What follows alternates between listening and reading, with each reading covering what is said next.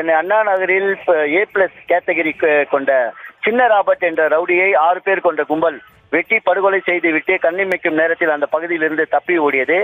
நேற்று மாலை சரியாக 7 மணி அளவில் நடைபெற்ற இந்த கொலையானது சென்னை மாநகரில் ஒரு பரபரப்பை ஏற்படுத்தியது. அந்த கொலை கும்பலானது தற்போது இந்த கொலை குறித்தான ஒரு புகைப்படத்தை இன்ஸ்டாகிராமில் வெளியிட்டு அவர்கள் தற்போது மீண்டும் ஒரு பரபரப்பை இந்த கொலை கும்பலானது ஏற்படுத்தியுள்ளது. சின்ன ராபர்ட்டை முகமூடி அணிந்து வந்த 6 பேர் கொண்ட கும்பல் கண்ணிமைக்கும் நேரத்தில் ராபர்ட்டை வெட்டி சாய்த்தது.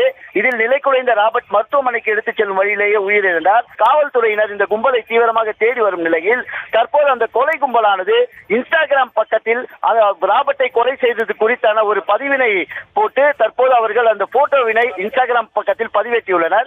அந்த இன்ஸ்டாகிராம் பதிவானது தற்போது வைரலாகி வரும் நிலையில் இது காவல்துறை மற்றும் பொதுமக்களிடையே பெருவித ஒரு அச்சத்தை ஏற்படுத்தியுள்ளது. இதனிடையே பதட்டமடைந்த போலீசார் தற்போது இந்த கொலை கும்பலை பிடிக்க தீவிரமாக தேடுதல் வேட்டையில் ஈடுபட்டு வருகின்றனர். இதே கொலை கும்பல் தான் நேற்று ஐநாவரத்தில் ரேவதி என்ற பெண்ணையும் வெட்டி படுகொலை செய்ய முற்பட்டது. ஆனால் அதிர்ஷ்டவசமாக ரேவதி அந்த கொலைவெறி தாக்கத்திலிருந்து தப்பித்து தற்போது கீழ்ப்பாக்கம் மருத்துவமனையில் அனுமதிக்கப்பட்டு சிகிச்சை பெற்று வருகிறார்.